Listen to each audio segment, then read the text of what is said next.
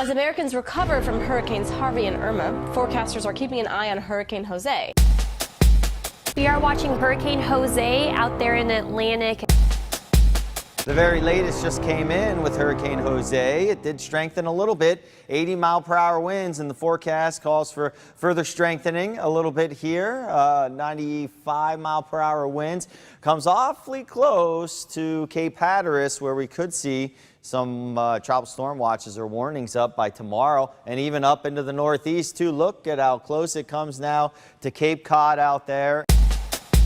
It's been weakening, strengthening, doing loop-de-loops. Well, it's a Category 1 hurricane now, and take a look at a tropical tracker taking it east of Hampton Roads Tuesday 2 a.m. there. So we will be watching for some possible effects here like beach erosion and high swells. Here's how it looks on the satellite imagery, the infrared. Last couple frames here looking much healthier than it has been. You're seeing that classic symmetry there, healthy outflow, and also the thunderstorm activity coming back into frame there. The infrared gives us indication of the cloud top heights.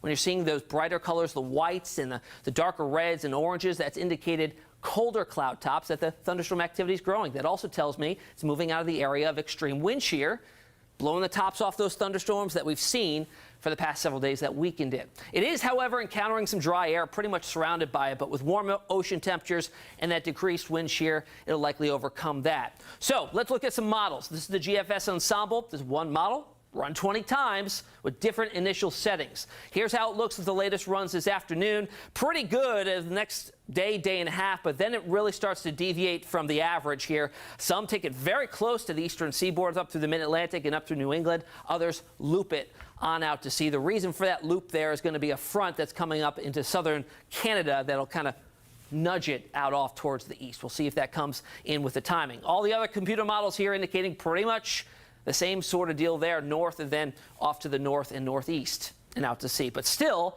even though the storm center will remain offshore, we're still going to have some effects here. First, we'll talk about Futurecast as a model, the wave heights. Check these out as the storm center tracks well offshore.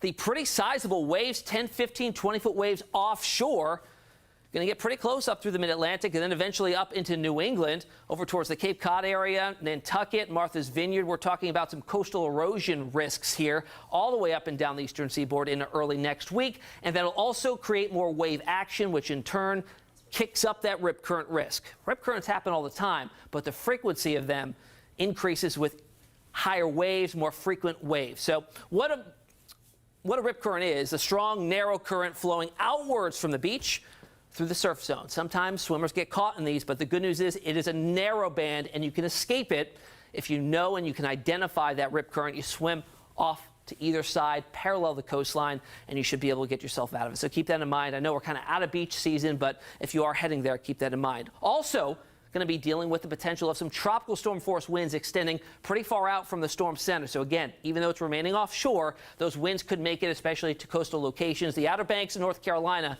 getting into that 40% chance of seeing sustained winds of 39 miles per hour or greater, which would constitute tropical storm force winds. That goes all the way up into southern New England, Cape Cod, Nantucket, Martha's Vineyard area. So certainly something to watch for.